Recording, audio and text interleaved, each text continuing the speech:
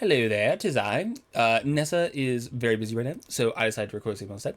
Plus, I'm starting off with a short story. So, I always like to record my own short stories because then I get to my inflection right. Hence, I will be your narrator for today. Congratulations, you're welcome, etc. Alright, let's go for it. I don't wanna! My childish voice was high pitched and distant. As if from far away, I heard myself screaming, No! I don't wanna! I don't wanna! My mom's face was a blur, but her mouth was crystal clear, pulled back in a tight, forced smile.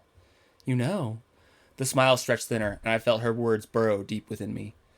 If you keep making that face, it'll stick like that. I jerked awake, sweat dripping from my brow. My heart beat thickly, and my eyes darted around my darkened room. I forced my muscles to relax and took a deep breath. Darn it, I muttered to myself as I lay back down and flung the covers back into place. The same darn dream, I thought, closing my eyes. Why does it always feel like a nightmare? I rolled over to my other side and pulled the covers a little bit tighter. It's not even that scary, I whispered aloud.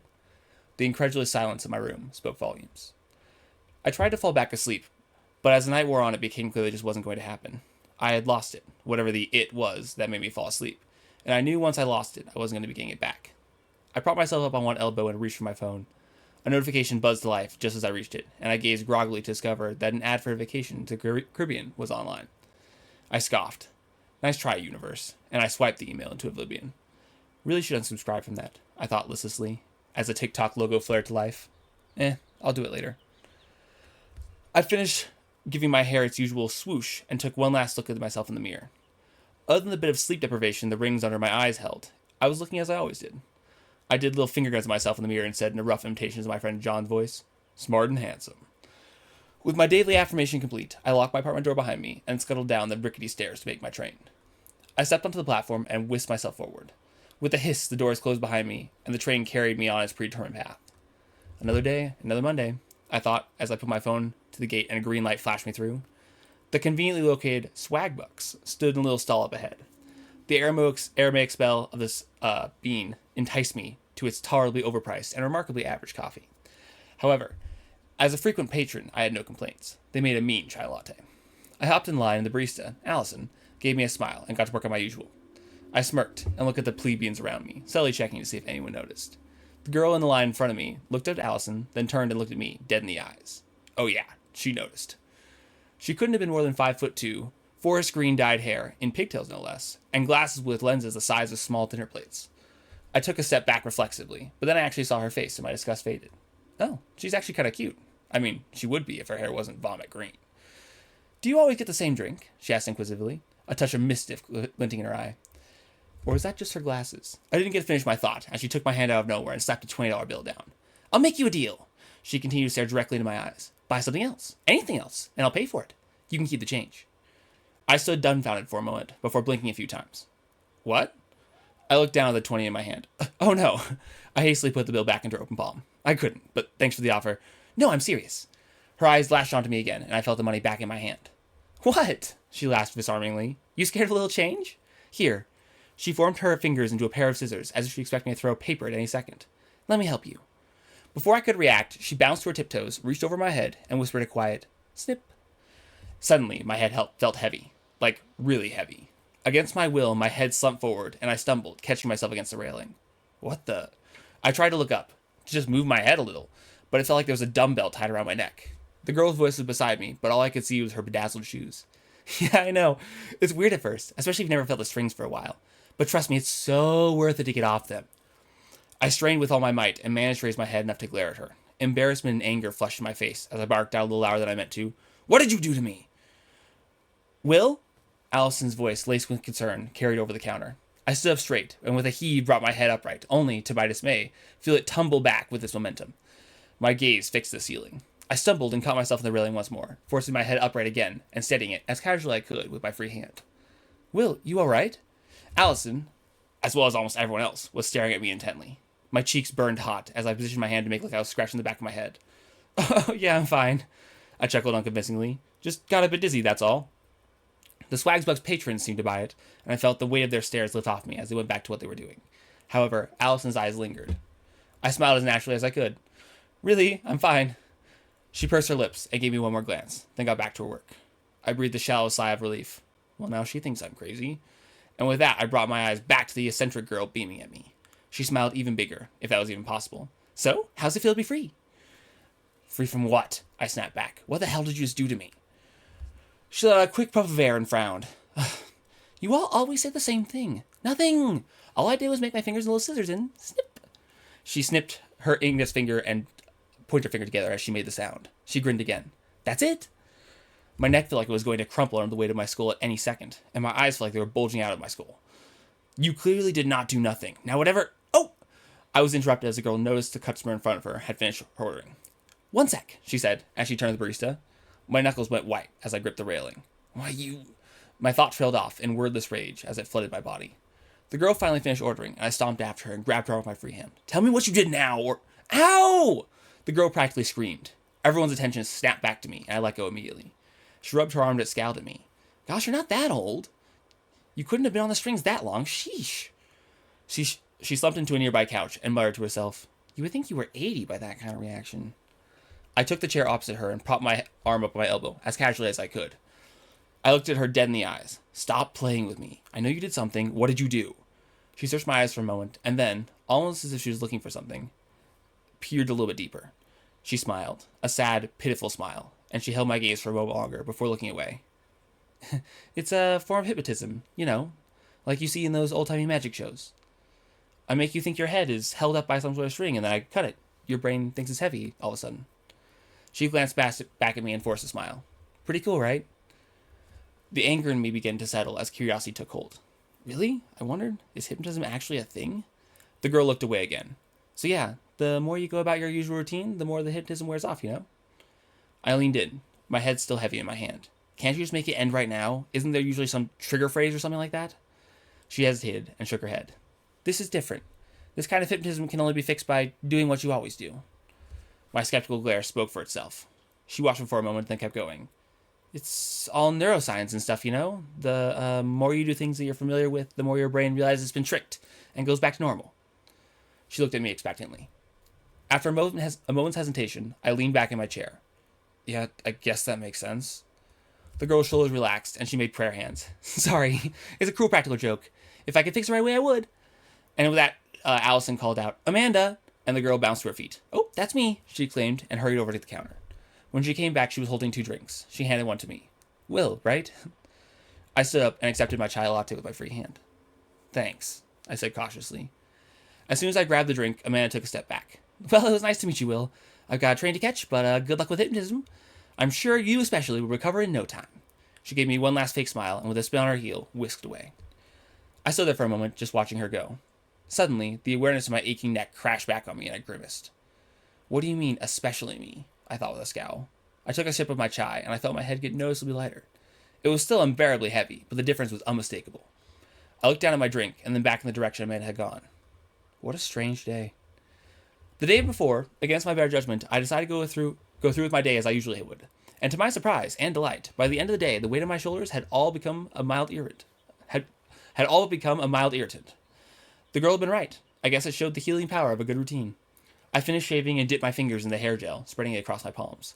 I rubbed it through my bed head, and slicking my appearance to perfection. I checked myself over in the mirror and grinned. As always, smart and handsome. The imitation of John came out like clockwork, and my head got just a bit more light. I threw on my shoes, grabbed my computer bag, and stepped outside. The crisp morning air greeted me, and I felt the day before become just an unpleasant memory. Another day, another Tuesday. And with that, I locked the door behind me. Whew! I felt inspired, so I got writing. The big question, though, is can you catch what I was trying to say? It's buried in there, I promise. But I read the story to Mama Grace, and neither of them got it. Although Mom was really close. So maybe I buried it too deep. Would be interested, though, to see if any of you figured it out.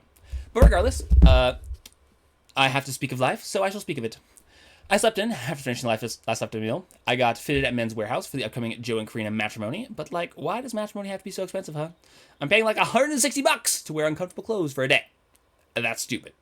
So yeah, they got me fitted in a fairly timely manner. Hence, I made it to chemo on time. I got poison injected into my veins, but just a little bit of poison. Not like all the poison. Thank goodness I know about the benefits of dividing dosages, because otherwise chemo would undoubtedly be leagues more unpleasant. Once I got home, I did Fume and then went over to Neos for the usual hangout, but we did not think of the sort, as I broke the news to Neo that I think he's an ESFJ and not an ENFJ. See, I'll grant one potential downfall of TE is I don't think about things. I mean, I do think about things, but like, I don't think about them unless I need to think about them. AKA, if a thought is functional, it's unexamined. It's only when a thought ceases to be functional that I'm like, stop, wait a minute, take that thought, put some substance in it. I don't know why I made that into a song. So yeah, that was the case with Neo's type. Way early on, I typed it was an ENFJ because he got significantly higher score on the blind test I did between ESFJ and ENFJ on Psychology Junkie's article. Like 5 more ENFJ if I remember right. So that was like my little typing self being like, okay, good enough, case closed, welcome to the ENFJ club. However, as time has elapsed, there kept being little discrepancies where I'd be like, that seems SI, or odd, that doesn't quite make sense. But of course, I disputed all those because the thesis was still functional. But then, as with all paradigm shifts, the discrepancies reached a critical mass, and I was like, well, gotta think about this now. And upon thinking about it, I was like, yep, ESFJ. So then came the part where I had to publicly admit that I was wrong, which sucked, and then spent like the entire time with Neo trying to prove to him that he was much more likely he was an ESFJ than ENFJ. But of course, Jungian psychology is so darn squishy a science that proving is basically a nonsensical notion. So I failed. Like, there isn't any evidence that's determined in this field, like every behavior can be, depending on how much you really stretch it, accounted for by literally any function. Thus, at base, you really just have some like fuzzy inference laws you have to be like, yeah, this could be true, but this explanation is like more of a stretch, so it's probably not true. And since Neo very much did not enjoy me spontaneously showing up and be like, hey, I'm pretty sure everything you think about yourself is true, is actually wrong, because lol, inferior TI nightmare, upon reflection, he basically spent the whole time being like, press X to doubt. So yeah, upon reflection, definitely should have gone slower, more gradually. Not only does TI not like changing quickly, it does take ages to mull, but combine that with possible SI, and yeah, my bad.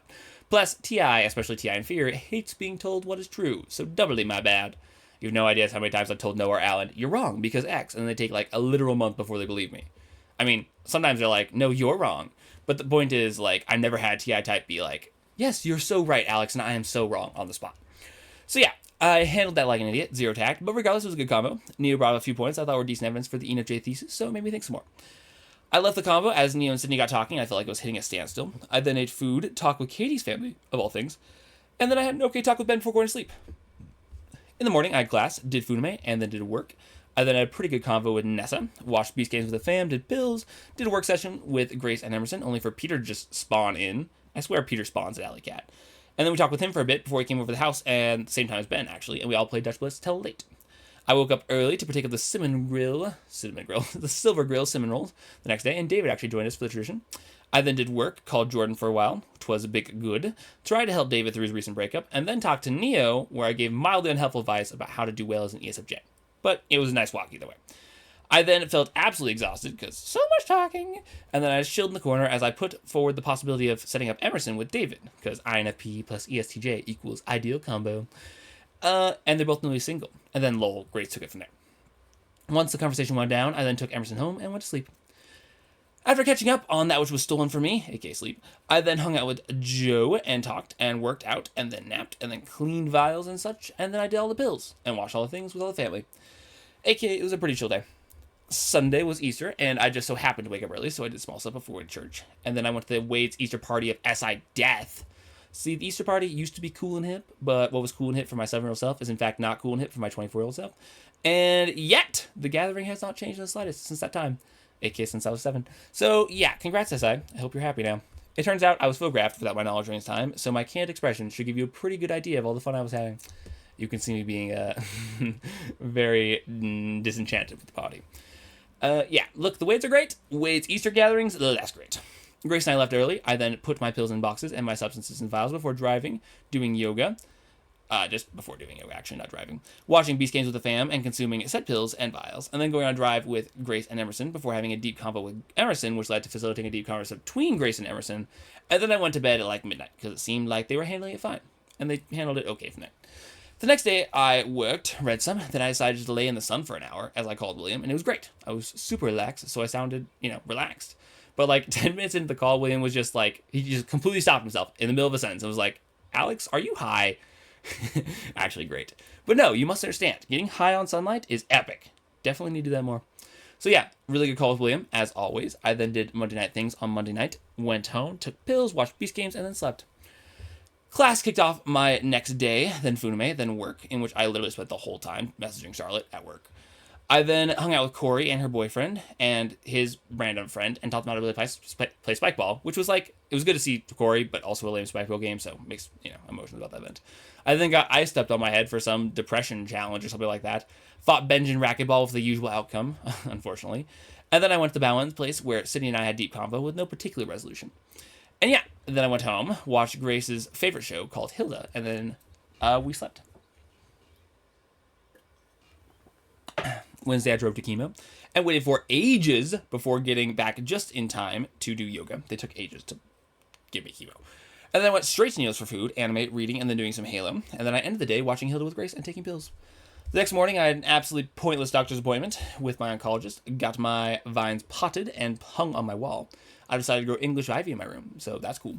Because, it's cool. I then attended class, read some, worked, read some more, worked out, Funa made some, and then joined Emerson and Katie in a brief talk, played video games at Katie's house with Emerson, and crushed them both in Smash Bros, and then won in the end in Mario Kart. Katie did win the first Mario Kart, I'll grant this.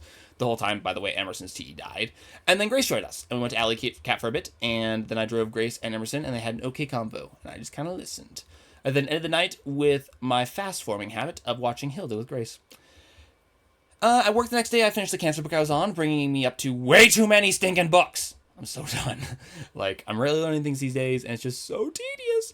I then carpooled with Neo and Sydney Chick-fil-A, in which Neo's dad sponsored the lot of us, as it was Neo's birthday, you see. And then we convened at the Airbnb Neo's friends, Eric and Alan, to rent out for the occasion and played Halo late into the night. That was a good time.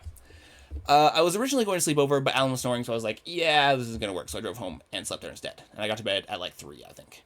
The next day of birthday celebrations began with surprisingly good Taco Bell burrito. Those are actually great. And a 3-hour escape room. The escape room was creative, but honestly complicated in unfun ways. So overall, kind of a meh experience. But, it was different, so I'll give it that. We were on the very last puzzle, and we would have completed the room, but then we ran out of time, so that sucked. Once we got back to the Airbnb, we played a slam card game, had some good pizza, and then had some really enjoyable games of Speed Seek, which I brought Noah in for. Of course, I won both games, so that may have increased my enjoyment rating. Neo, Eric, and I then had a conversation until 2 in the morning, and that was both good and not good. I let my raw FI feelings out in the TE, guys, and I'm pretty sure that was a bad decision, so that was not received well. So yeah, kind of regretted that. I slept the next day, walked with Jake, and got smoothies at Haunted Games, and that was a great conversation. Always love my conversation with Jake, very interesting. Mom and I then just hung out with Grace and Emerson, and that was fun. We got way too much sushi, and then Mom watched an episode of Arcane with me. After that, Grace, Emerson, and I invited David to join us for our hangout, and that went okay. I don't think David enjoyed it that much, though. And then, yeah, I journaled before going to bed and slept. The next day, I worked, and then I got bored of reading, so I worked on Life of Daniels instead. I then worked out, did Funame, gamed for a bit while Grace's gang watched me game. I then did more pills and anime, and then I talked with Grace and Katie and Emerson for a bit, and then more pills, I read some, and then I chilled and slept. Class Funame work racquetball, you know the drill. However, the racquetball was enhanced by my Blue Lock post-watching hype. Whenever I watch Blue Lock, I get super SE and invigorated because that show is great. So, don't get me wrong, I still lost, but they were very good games. And when I went into hard mode, Bench was like, oh, I see we're trying. And then he stepped up his own game, so that's why I still lost. So yeah, equivalent results, but higher quality games. After that, I hung out at Alley Cat with Emerson and Grace, got back, called with Sela, which eventually became Sela and Esther that I called with, and I decided I'm going to take a trip to see them in Idaho again this summer. All 3 of us have changed a ton since we last saw each other, and I'm actually really pumped for it. I think it's going to be a really good time. So yeah, really enjoyed that call, read some, and then I went to sleep. The next day, I talked with Neo over the phone while driving to chemo, and that was an combo. I then read so many comics while getting chemo, bore my soul to Mom on the front porch upon getting home, and that was actually really good. And then from there, I made rain plans, but none of my SC people were available. So I hit up Ani, and she was free. Thus, Ani and I took a rain walk in the foothills, and it was beautiful. Honestly, fantastic time. Here are some pictures. Ani is an ESFP, so perfect spontaneous hiking partner, and we had actually a really good conversation. We went longer than anticipated, and we hiked back in the dark, but regardless, I very much enjoyed it. Once we got back, I went on a drive with Emerson and Grace, and then I slept. After class next day, I booked my plane tickets to Idaho, read some at work, played some great racquetball bench, did Funame, read more, found out some interesting animes, was harassed by the Grace gang, who infiltrated my room and just started calling random people from their work, and they stayed there. And I was like, guys, I need to sleep. But they didn't leave until 12. Friday, I woke up at 6, just cause, and then I attended my 9-hour work shift as I slept in for a coworker. I then attended this very random art socialization event because Mom asked me to come, and I saw people I haven't seen in ages, like people from my CCA days. Grace and I dipped out early, got boba, and then I played Subnautica while Grace watched before we both realized that was mega boring. So yeah, I played Baldur's Gate instead for like 30 minutes. The next day, I reclaimed sleep that I had lost. Not actually, though, because I've read books on this, and apparently you can't reclaim sleep that you've lost, so that sucks for all of us humanity people. I then made all my pills and vials for like 3 hours. Did Funime, worked out, read some, wrote a short story that you've experienced. I felt very inspired. And then church was next day, in which Emerson actually attended and brought her little sister, Ireland. Apparently, Ireland hated the experience, though. She gave Southgate like a 1-star review. INFJ critiques are fire. But yeah, I had a great walk with Jake. I found this ball randomly, and that made it so much more fun because I just got to bounce the ball the whole combo. And then I got to socialize, which was nice. And then from there, I went to the Myers place for a little planned trip that went fairly well. All the F users were like, why do we need a plan for emotional disruption? If something goes wrong, we just, like, figure it out. Planning is dumb.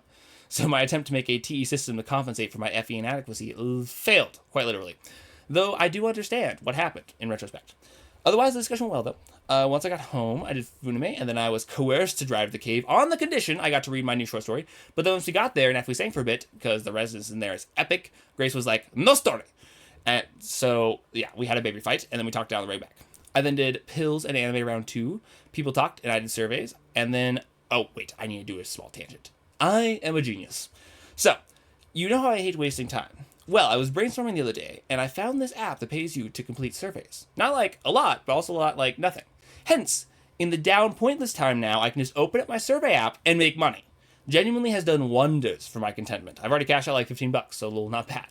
Seriously, one of the best decisions I've made in a hot sec. So now if someone's taking ages on their turn of magic or something dumb is happening that's boring, I can just be happy anyway. So yeah, I did surveys as mostly pointless convos ensued. I then had a really good conversation with Ben before going to bed. And finally, as for yesterday, I went to work, ran once I got home, attended Monday night, stuck around late, and then had a good conversation with Joe, talked with Grace and watched Hilda, and then slept. And with that, you could be at peace, for you know all. Revel in your omniscience.